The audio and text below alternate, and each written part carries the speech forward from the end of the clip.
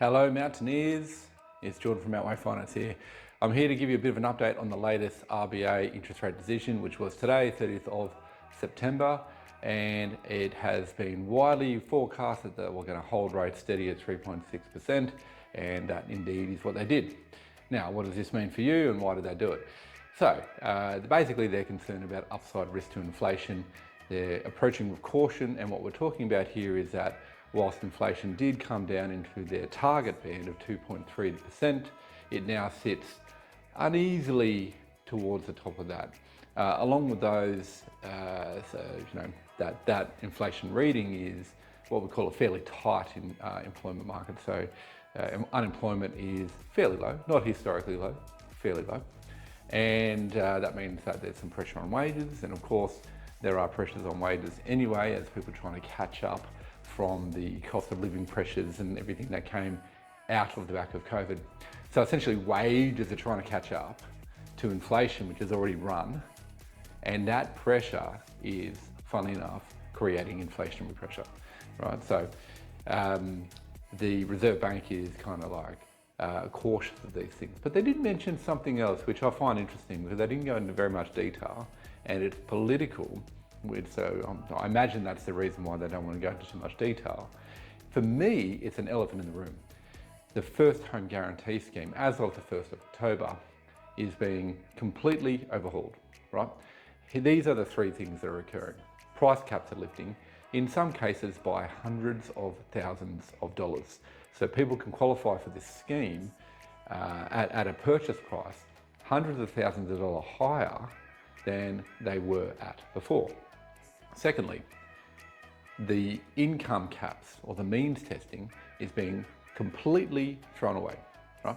So previously you had to earn under a certain amount of income as a couple or a single in order to qualify for the scheme, and that really meant that it was designed for the sort of the very lower end of the market, the people getting in who may not even be able to afford a rental, and yet by uncapping the income caps, what we're talking about are people who may be fairly young, they may be only just fresh into their savings journey, so they've got a 5% deposit, and they have that most recent pay rise that really just blows out their borrowing capacity. And particularly in an interest rate environment like 5.5% for a home loan, which is like historically on the low end, right? So debt capacity is pretty strong for these people, but for the fact that they've got lender's mortgage insurance, which is dangerously high when it comes to like, $800,000, $1 million properties. But for the fact that also a 5% deposit, which is the minimum generally, is also a very big bar to get over. So basically what it's doing is it's not just enabling the low income people to get into the market, it's enabling anyone who's never owned property before to get into the market, even if they're reasonably well off, even if they earn a reasonably good income and their borrowing capacity is well there to do it. So, as many first home buyer incentives have created in the past, there is absolutely a potential house price inflation impact. And I think, my opinion, is that this is extremely powerful. This is like dynamite for these sections of the market. And it's not just low-end market, we're now pushing into sort of medium parts of the market with these new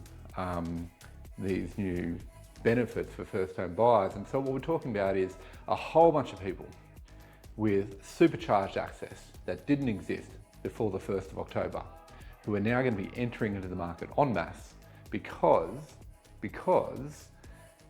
they don't want to get behind the 8 ball with regards to the inflationary pressure on house prices that this will create. And what does that mean? We've got a lot of people rushing into the market all at once. Obviously that's a seller's market. Obviously that's going to create inflation. And I think that is something the Reserve Bank is very cautious of.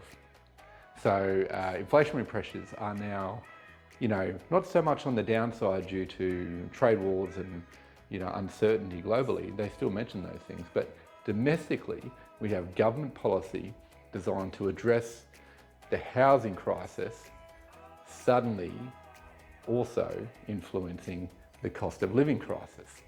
It's going to be an interesting thing, and that's why I think the Reserve Bank Board didn't quite go there with their description about why housing in particular was a concern for them in their forward outlook. I'm reading into that to think that they are seriously concerned about the impact of these changes to the First Home Guarantee Scheme. So that's my take. Let's see if it comes to fruition. I look forward to having this chat at the next RBA decision. Catch you then.